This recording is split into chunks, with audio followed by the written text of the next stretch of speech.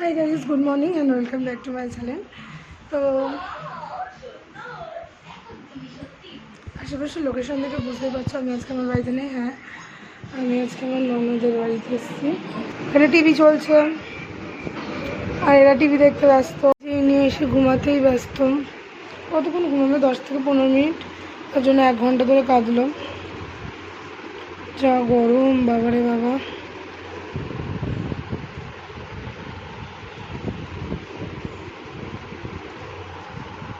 সবাই বলে যে বড় করে টিপ পরাতে, তাই আজকে আমি অনেক বড় করে টিপ পরিয়েছি।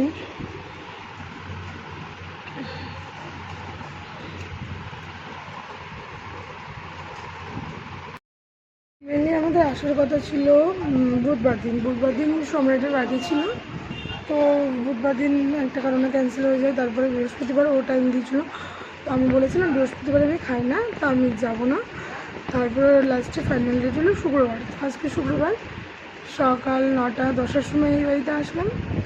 এসে বাবা কাজগুলো ঘুমিয়ে পড়বে, তো ঘুমালো। তারপরে এখন এখন ঘুমালো। তারপরে দেখি সারাদিন কী হবে না হবে সবটাই তোমাদের সাথে শেয়ার করবো। আর ভিডিওটা ভালো লাগলে অবশ্যই লাইক কমেন্ট শেয়ার করে দিও। দেখো সারাদিন কী কী হচ্ছে। তো পুচকি দোকানে গেছে, দোকান থেকে আসুক।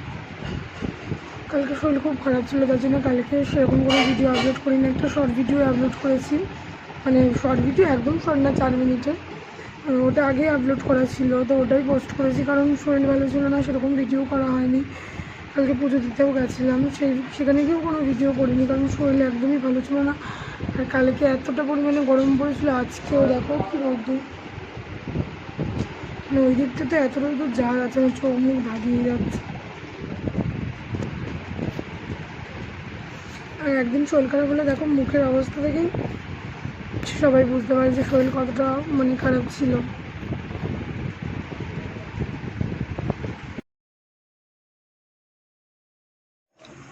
তারপরে এখানে আমরা সকালে খেতে বসে যাচ্ছি। সম্রাট, ডালি, আমি। তো বললো বৌদি আলু ভাজি করি আর ডিম অমলেট করি আর ডাল সিদ্ধ দিই। আমি বললাম কিচ্ছু করতে হবে না, আমার খুব খিদে পেয়েছে, জাস্ট অল্প একটুখানি ডিম অমলেট করো, এই দিয়েই সকালের খাবার যথেষ্ট। তারপরে আমি মাছ নিয়ে বসে গেছি। দুপুরে রুই মাছ রান্না হয়েছে, তো রুই মাছ আর এই দুটো প্লাস্টিকে রাত্রের জন্য মাংস আনা হয়েছে। আর 3-3.5 কেজি মাংস আনা হয়েছিল। আর এখানে মাংস ধুতে গিয়ে মাংস ধুয়ে যাচ্ছে আর শেষ হওয়ার নাম নেই। আর এত কোথা থেকে যে পিঁপড়ে এসছে আজকে ফার্স্ট টাইম, ওদের বাড়িতে এমনি পিঁপড়ে নেই, কিন্তু আজকে অনেক পিঁপড়ে এসছে।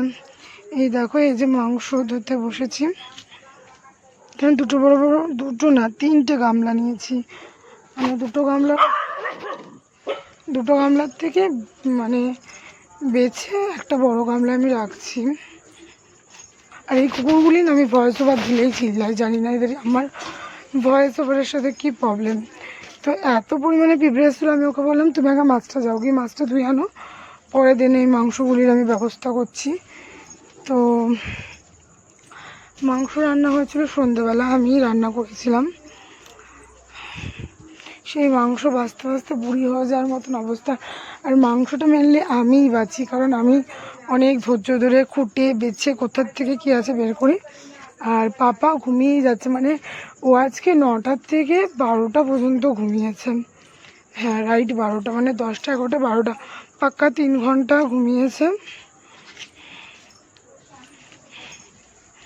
আর এখানে হবে ভেন্ডি ভাজা আর পটল ভাজা। আমি এখানে দেখাচ্ছি যে দেখ কত পিঁপড়ে, আমি দেখাচ্ছি আমি এসেছি বলে পিঁপড়ে এসছে। তো তারপরে দুপুরের খাবারের প্রিপারেশন নিতে চলে এসেছি। তো আমি আজকে রান্না করছি। এই টাইমে পাপা উঠে যাওয়ার পরপরই মাছটা ভাজা বসিয়েছি, তারপরে পাপা উঠে গেছে। তো আমি আমার ননদকে বললাম আমি আজকে রান্না করছি, তুমি আজকে পাপাকে হ্যান্ডেল করো। তো রাজি হয়ে গেছিলো। তো এখানে ভেন্ডি, পেঁয়াজ দিয়ে ভেন্ডি ভাজা, পটল ভাজা আর মাছের ঝাল মতন করেছিলাম। তো পুরো রান্নাটা আমি করেছিলাম। আমি যখন মাংস ধুচ্ছিলাম ও সব কেটে ফেলেছিল। আর এখানে ঘষুনি দিয়ে পেঁয়াজ টমেটো ঘষে নিয়েছি, এর মধ্যে একটুখানি হলুদ, লবণ আর জিরের গুঁড়ো অ্যাড করেছি। এটাই মেন মাছের মশলা, মাছের মশলা ছিল। আর নামানোর আগে একটু গরম মশলা ছিটিয়ে দিয়েছি।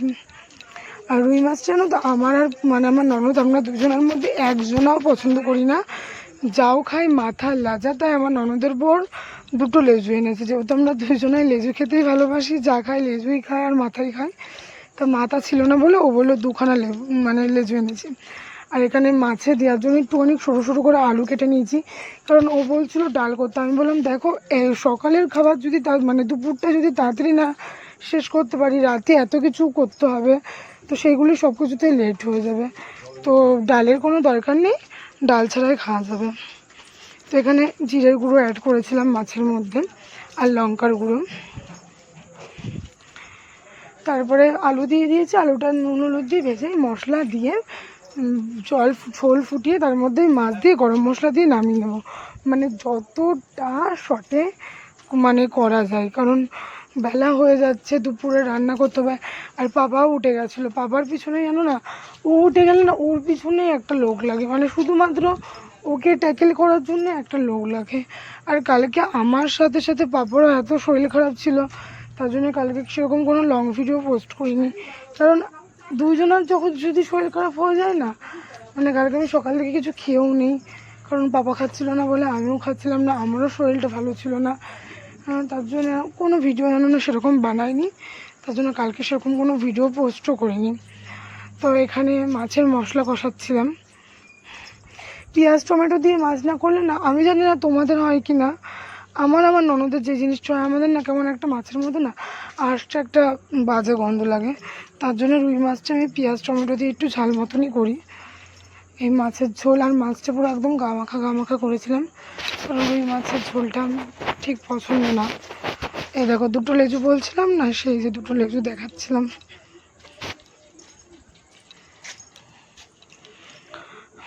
এই আমার মাছের ঝোল।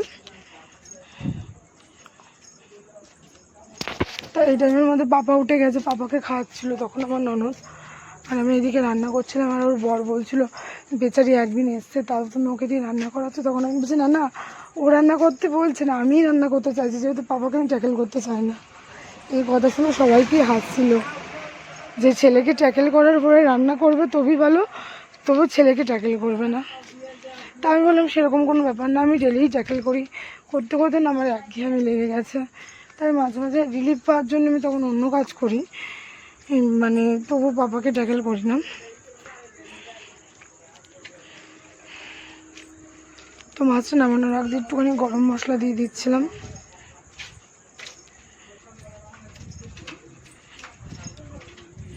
দেন আমার মাছের ঝোল অ্যাট লাস্ট কমপ্লিট।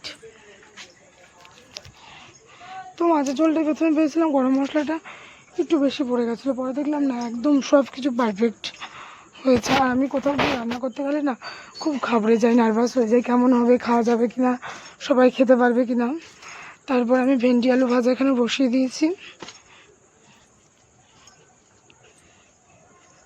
আর আমি ভেন্ডি আলু ভাজা করলে সবসময় বলি পেঁয়াজটা একটু মোটা মোটা করে দিতে, কারণ পেঁয়াজটা মোটা মোটা করে দিলে টেস্টটা একটু বেশি ভালো লাগে, মানে পেঁয়াজটা একটু কাঁচা কাঁচা থাকবে। তাহলে আমি তো রান্না করলে ভেন্ডি আলু ভাজা করলে পেঁয়াজটা একদম লাস্টে নামানোর কিছুটা আগ দিয়ে দিই, কিন্তু আজকে দেখো এখানে বাবা খেলতে বসে যাচ্ছিলো বাটি ঘটি নিয়ে। আর এখানে আমার ঘেমে একদম খারাপ অবস্থা। কিছুদিন ধরে যে স্কিনের যে প্রবলেমটা হয়েছিল না, আজকে আবার দেখছি সকাল থেকে ওই প্রবলেমটা নেই। মানে ওই যে স্কিনটা যে ফেটে ফেটে গেছিলো তোমাদের দেখিয়েছিলাম না, তা অটোমেটিক্যালি নিজের থেকেই হয়েছিল, আবার দেখলাম আজকে নিজের থেকেই সেরে গেছে। এই যে ভেন্ডি ভাজা,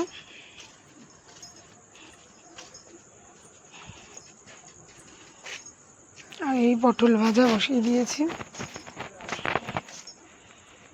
পটল ভাজা বসে আমি গ্যাস নিভাতে ভুলে গেছিলাম, জানো, আমি বাবার কাছে গিয়ে বসেছিলাম, বাবা কাঁদছিল। আমার ননদ খেয়াল করে ভাগ্যিস দেখেছে, নাহলে পটল ভাজা থাকতো না। তো এখানে একটা কাকি এসেছিলো, সে এসে রান্না করলো বাসন্তী পোলাও, আর আমি রান্না করবো মাংস। খুন্তিই নাড়াবো আমি, পুচকি সব গুছাচ্ছে আর কি, রসুন পেঁয়াজ আলু মশলা করতে হবে। আর এখানে একজন এসে আজকে এত ঘুমিয়েছে আর ঘুমানোর নাম নেই।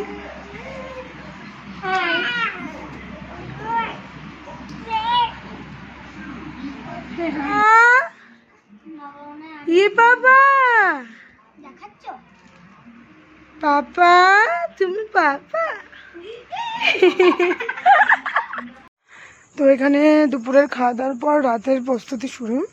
তা আজকে রান্না হয়েছিল রাতে বাসন্তী পোলাও, আর মাংসটা আমি রান্না করেছিলাম। এখানে বাসন্তী পোলাও কমপ্লিট হয়ে গেছে। এখানে একটা কাকি এসে রান্না করে দিয়ে গেছিলো বাসন্তী পোলাওটা। এই ভয়েস ওভার দিলে কুকুরগুলির যে কী প্রবলেম হয় আমি আজ পর্যন্ত জানতে পারলাম না। আর এখানে মাংসর জন্য আদা, পেঁয়াজ, লঙ্কা কাটা হচ্ছে। আর এখানে আমি কি যেন বলছিলাম আর ভিডিও করছিলাম, মানে কথা বলছিলাম আর ভিডিও করছিলাম, তো কী যেন একটা বেশ বলছিলাম, সেটা খেয়াল নেই, কিন্তু কিছু একটা বলছিলাম আমি। আর আমরা গরমে এখানে কষ্ট পাচ্ছি, আমাদের চ্যাং ব্যাংগুলো আমাদের সাথে বাইরে। তো এখানে আমি মাংস বসিয়ে দিয়েছি। এটা মাংসটা অনেকক্ষণ আগে ম্যারিনেট করে রেখেছিলাম, ম্যারিনেট করে ফ্রিজে রেখে দিয়েছিলাম। এই দেখো, কাশ্মীরি মিরিচ আগেই ম্যারিনেটের সময় মানে মিক্সড করেছি বলে রঙটা মনে হচ্ছে মাংস অলরেডি রান্না করা হয়ে গেছে, মানে এত পরিমাণে লাল রঙ আসছে। তো এই মাংস ফ্রিজে রেখেছিলাম বলে ম্যারিনেট করে এত পরিমাণে জল বেরিয়েছে, মানে মাংসর জলেই মাংস অলরেডি সিদ্ধ হয়ে গেছে। আর এক্সট্রা করে মাংসতে কোনো জল দেওয়ার প্রয়োজনই হয়নি, জানো। আর এখানে পেঁয়াজ ভাজছে, লাস্টে মাংস দিয়ে দিয়েছি। মাংস দিয়ে অতিরিক্ত না জল বেরিয়েছিল। মাংস হতে অনেক টাইম লেগেছিলো। পাপাও তার মধ্যে ঘ্যান ঘ্যান ঘ্যান ঘ্যান মানে শুরু করে দিয়েছিল। একবার হাত ধুচ্ছি, একবার পাপাকে নিচ্ছি। ও কারোর কাছে থাকতেই চায় না, মানে ওর ঘুম পেয়েছিলো সন্ধ্যেবেলায়। ওদের বাড়িতেও লোকজন ছিল, গান টান বাজছিল, তার জন্য ঘুমাতে পারছিলো না, আর খ্যান খ্যান খ্যান খ্যান করছিলো। মানে আমার ছেলের মতন দুরন্ত বাচ্চা মানে কারোর বাড়িতে নেই। তো লাস্টে মাংস রান্নাটা ভালো হয়েছিল। আর এখন রাত্রি 8:30 বাজে, আমরা খেতে বসে গেছিলাম, কারণ আমার শাশুড়ি মা আসেনি, আর পাপা তোমার দাদা এসেছিলো, আর পাপাকে নিয়ে আমাদের বাড়ি ফিরতে হবে, তার জন্য তাড়াতাড়ি করছিলাম। আর এখন রাত্রির 11টা বাজে আমি ভয়েস ওভার দিচ্ছি, মানে শরীরে চলছে না, কিন্তু ভিডিও তো আপলোডই করতেই হবে। আর এখানে পাপাকে হাসানোর কম্পিটিশন চলছিল, কারণ ও কখনো না কাউকে খেতে দেয় না, বিশেষ করে আমাকে খেতে তো দিতেই চায় না। আর এখানে খেতে দেওয়া হচ্ছিল। এই দেখো মাংসটা রান্না করার পর টেস্টি হয়েছিলো খেতে, ফালতু বলে লাভ নেই। অতিরিক্ত ঝাল ওরা খায় না, তার জন্য ঝাল একদম কমই দিয়েছিলাম। মোটামুটি ঠিকই ছিল। আজকের ব্লগটা এইটুকুনি। ভালো লাগলে অবশ্যই লাইক করে দিও, কমেন্ট করে দিও, শেয়ার করে দিও। তোমরা পাশে দেখো, আমার ভিডিও ওয়াচ করো।